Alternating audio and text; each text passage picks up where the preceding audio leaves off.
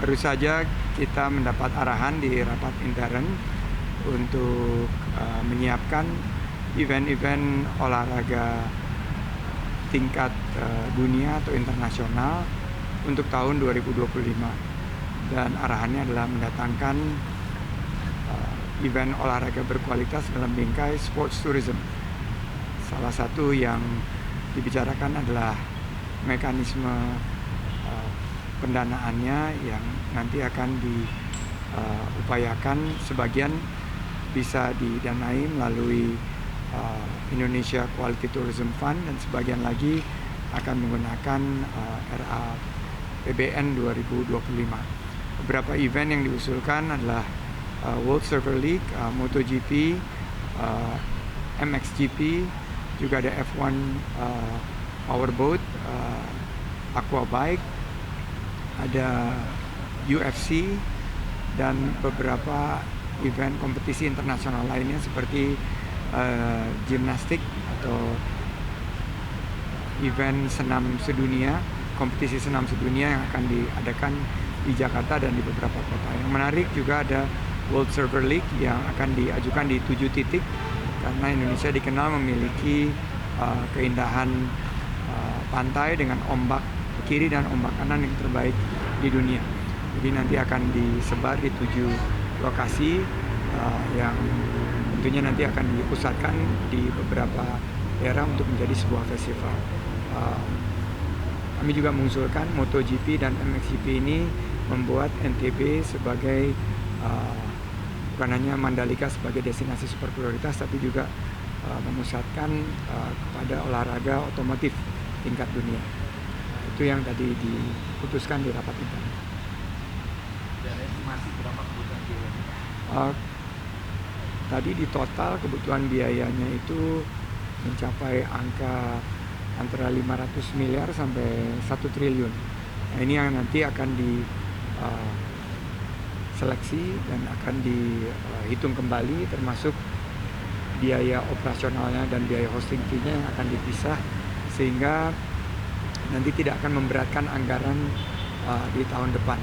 Seperti kita ketahui, ruang fiskal kita terbatas dan sedang diupayakan untuk lebih fleksibel ruang fiskal kita di 2025 untuk menghadapi banyak tantangan-tantangan ekonomi. Oleh karena itu, event-event internasional ini betul menggerakkan ekonomi, tapi harus dipastikan penyelenggaraannya seefisien mungkin dan seefektif mungkin.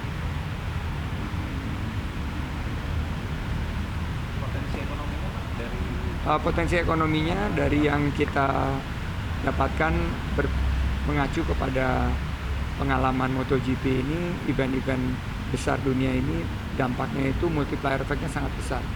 Seperti untuk MotoGP Mandalika ini dampaknya bisa mencapai angka 500 miliar lebih, dan juga capaian-capaian yang kita dapat dari kegiatan-kegiatan olahraga.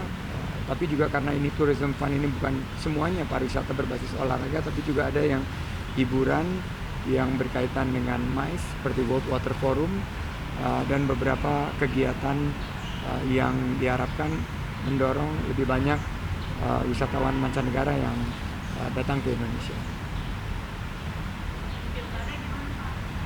Belum ada perintah per hari ini, jadi teman-teman sabar saja. Saya menjalankan tugas, dan seperti kita ketahui pimpinan partai politik sedang mencari formulanya, dan kita tunggu saja, sabar saja. Soal IPTF, Pak, ke depan event-event di 2025 yang memerlukan izin presiden untuk event-event seperti apa?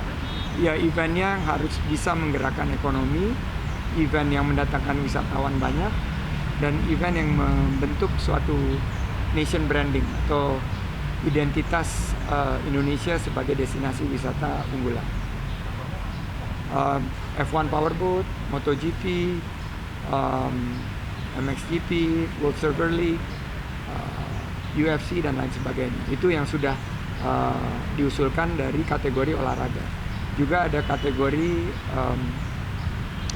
hiburan seperti musik, festival film, festival budaya, festival ekonomi kreatif, atau festival yang berkaitan dengan mendatangkan wisatawan mancanegara yang berdampak ekonomi dalam aspek quality dan sustainability. Semua itu izin itu oleh Kementerian atau Sebelumnya metode pendanaannya tidak terpadu, jadi diajukan secara ad hoc. Jadi setiap ada acara itu mengajukan lagi, dan ini akhirnya menghasilkan satu proses yang sangat tidak efisien. Dengan menghadirkan Indonesia Quality Tourism Fund ini akan terintegrasi dan akan terkurasi dan diputuskan oleh Bapak Presiden.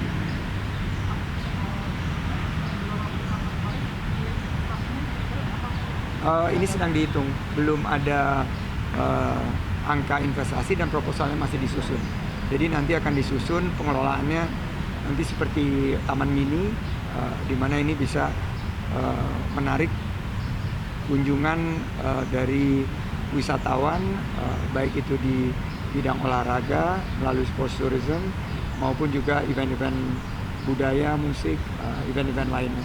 Jadi ini nanti dikelola untuk memastikan tidak terganggunya fungsi olahraga, fungsi pemerintahan, dan fungsi komersialnya, sehingga pengelolaannya lebih terintegrasi dan memberikan dampak yang lebih baik dalam pelayanan publik.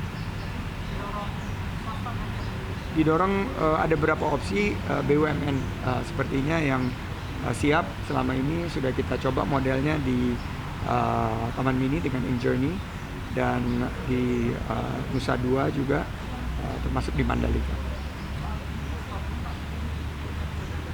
Belum ada gambaran investor, tapi kita ingin menarik banyak investasi ke Indonesia, salah satunya di bidang pariwisata dan ekonomi kreatif, dan ini salah satunya adalah Destination Management Organization atau DMO yang memang menjadi salah satu daya tarik untuk berinvestasi di Indonesia.